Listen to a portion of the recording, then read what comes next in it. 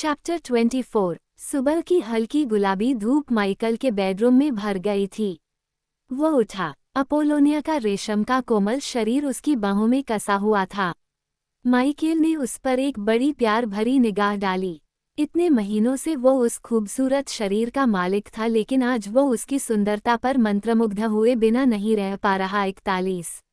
वो एक और हॉल के सिरे पर बने बाथरूम में चली गई। माइकेल अपने निर्वस्त्र शरीर पर धूप की गर्मी अनुभव करता हुआ पलंग पर लेटा रहा। उसने एक सिगरेट जला लिया। घर में गुजरने वाली वो उनकी अंतिम सुबह थी। डॉन तोमासिनो ने ऐसा प्रबंध किया था जिसके अंतर्गत उन्हें सिसिली के दक्षिणीय तट पर स्थित एकन्या नगर में भेजा जाने वाला था और वह कुछ सप्ताह अपने परिवार के साथ रहना चाहती थी। बाद में उसने भी नई जगह पर जाना था जहां की माइकेल गुप्त रूप से रह रहा होगा। पिछली रात का अपोलोनिया के बेडरूम में चले जाने के बाद लान में माइकेल और डॉन तोमासिनो की मुलाकात हुई थी। डॉन चिंतित और बहुत निराश था। उसने अपने मुंह से स्वीकार किया था कि वह माइकेल की सुरक्षा के लिए चिंतित था। तुम्हारी शादी ने तुम्हारा बहुत विज्ञापन कर दिया है।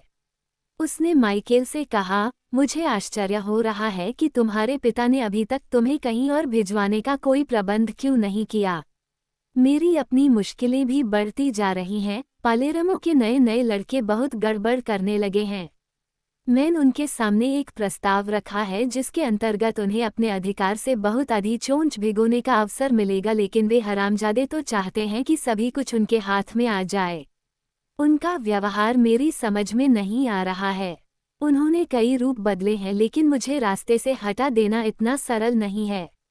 उन्हें पता होना चाहिए कि मैं उनके मुकाबले में इतना ज़्यादा शक्तिशाली हूँ कि वे मेरे साथ बदतमीजी नहीं कर सकते। लेकिन इन आजकल के लड़कों के साथ यही तो परेशानी है। कोई बात समझना तो वे चाहते नहीं और ऊपर से चाहते हैं कि सब कुछ उन्हीं के जेब में आ जाए। डॉन तोमासिनो ने उसे बताया कि दोनों गडरिए कालो और फेब्रिजियो उसके अंगरक्षकों के तौर पर उसकी अल्फा रोमियो में उसके साथ जाने वाले थे। वह स्वयं क्योंकि बहुत सवेरे वहां से जाने वाला था, इसलिए शाम को उससे औपचारिक विदा लेनी थी। माइकेल को ये भी कहा गया था कि वहां से जाने के कार्यक्रम के बारे में वह डॉक्टर टाजा से बात न करे, क्योंकि डॉक्टर उस रात सैर के लिए पालेरमो जाने वाला था और वह वहां कुछ भी कह सकता था। माइकेल को पता था कि डॉन तोमासिनो कठिनाई में था। सारी रात सशस्त्र अंगरक्षकों की चारदीवारी के बाहर चौकसी रहती थी और कुछ कर्तव्यनिष्ठ गडरिए अपनी शाटिगनों के साथ इमारत के भीतर हमेशा तैयार रहते थे। डॉन तोमासिनो हर समय खुद भी पूरी तरह हथियार बंद रहता था और हर पल अपने अंगरक्षकों को अपने साथ रखता था। धूप में जब तेजी आ गई थी, माइकेल ने अपना सिगरेट बुझा दिया और उठकर अपनी कमीज, पतलून और सिसिलियनों द्वारा पहनी जाने वाली पीक कैप पहन ली। वह नंगे पांव चलकर खिड़की के पास पहुंचा। उसने देखा फेब्रिजियो लान में एक कुर्सी पर बैठा था। वह अलसाए ढंग से अपने काले घने बालों में कधी कर रहा था। अपनी लूपरा उसने सामने मेज पर रखी हुई थी। कार ले आओ, माइकेल ने उसे आवाज देकर कहा। मैं 5 मिनट में यहाँ से जाऊंगा। कालो है। फेब्रिजियो उठकर खड़ा हुआ। उसकी कमीज सामने से खुली हुई थी, जिसके कारण उसकी छाती पर बना गोदना धूप में चमक रहा था। कालो रसोई में कॉफी पी रहा है। वह बोला, क्या तुम्हारी पत्नी भी तुम्हारे साथ जाएगी? माइकेल ने उसे घूर कर देखा।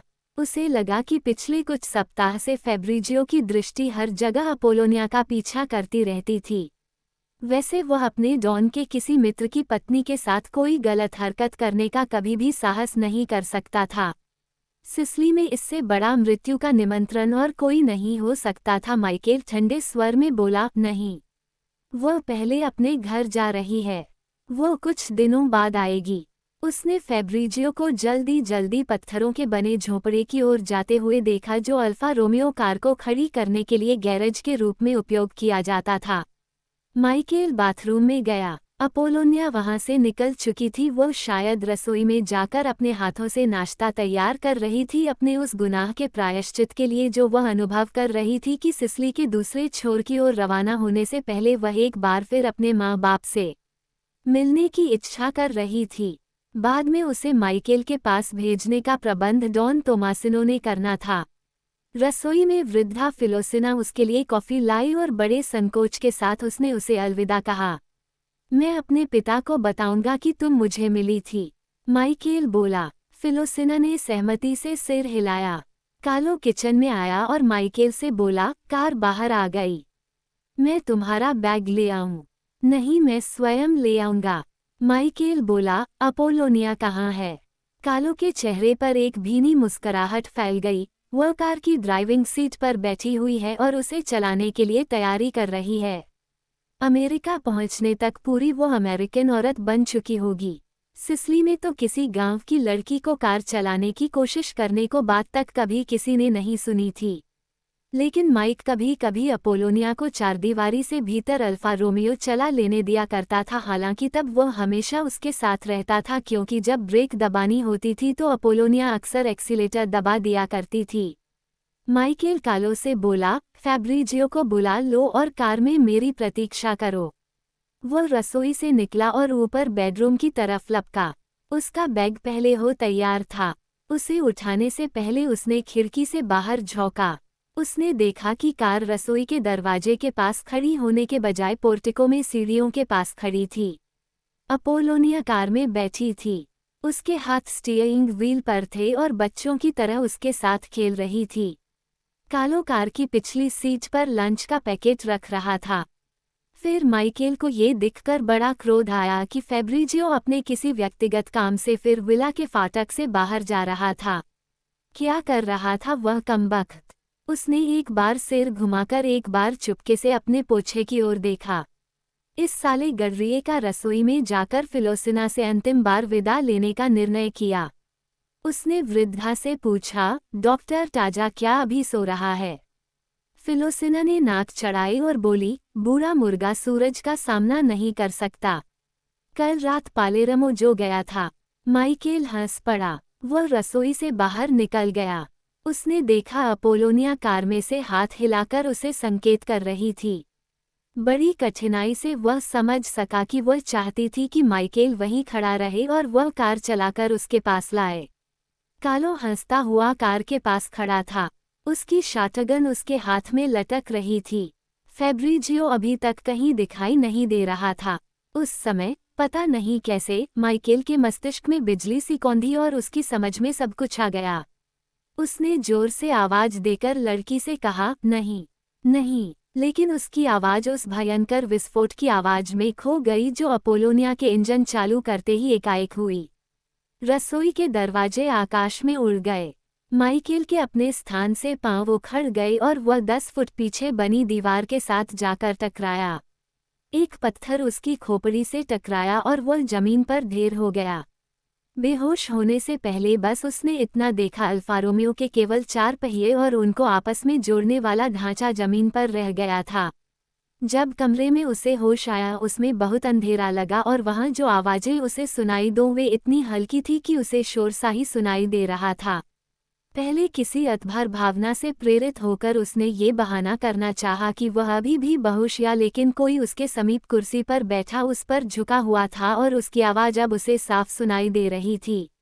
आवाज कह रही थी, शुक्र है, अब ये हमारे साथ है। एक बत्ती जली। माइकेल की आंखें चौधिया गईं। उसने गर्दन फिरा ली। उसे अपना शरीर बोझिल और निर्जीव लग रहा था। फिर उसने देखा कि उस पर झुका चेहरा डॉक्टर टाजा का था। मुझे 1 मिनट अपना परीक्षण कर लेने दो और फिर मैं लाइट बुझा दूंगा, डॉक्टर टाजा धीरे से बोला। वह एक पेंसिल के आकार की टार्च माइकेल के आंखों में चमका रहा था। तुम ठीक हो जाओगे, वह बोला और फिर कमरे में खड़े हुए किसी और की तरफ घूमा। तुम बुलाओ इसे। डॉन तोमासिनो बिस्तर के पास कुर्सी पर बैठा था। अब माइकेल उसे साफ देख सकता था।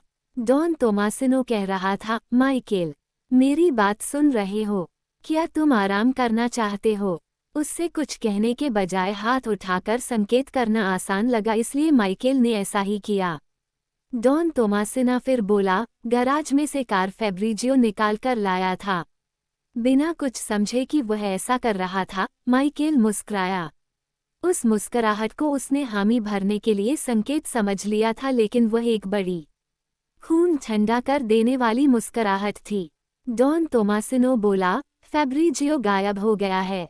मेरी बात सुनो, माइकल। तुम लगभग 1 सप्ताह से बेहोश पड़े हो।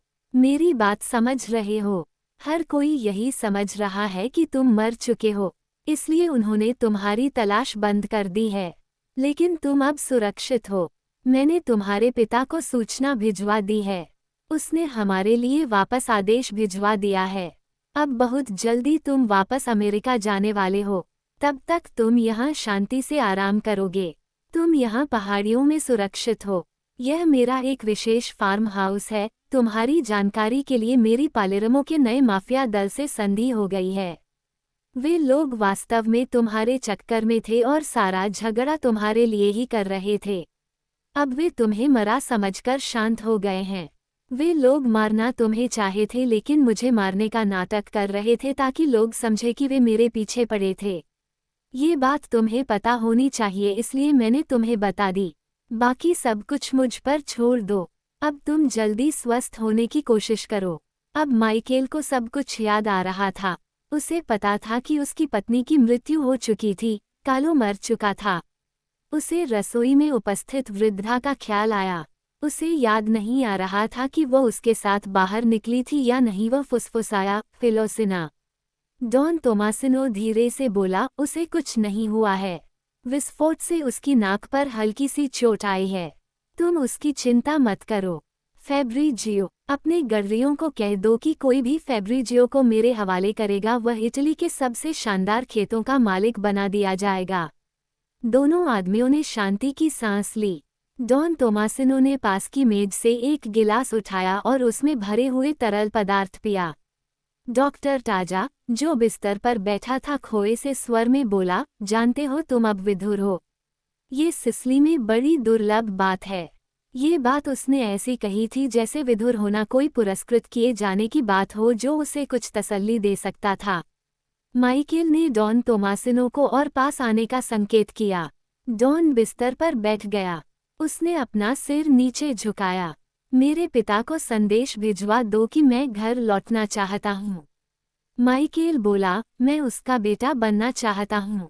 माइकल के पूरी तरह स्वस्थ होने से 1 महीना और लगा और उसकी वापसी का आवश्यक प्रबंध करने में और उसके लिए कागजात इकट्ठे करने में 2 महीने और लग गए। फिर वह पालेर्मो से हवाई जहाज द्वारा रोम पहुंचा और फिर रोम से न्यूयॉर्क चला गया। उस सारे समय के बीच फैब्रिजियो का कोई पता नहीं चल सका था।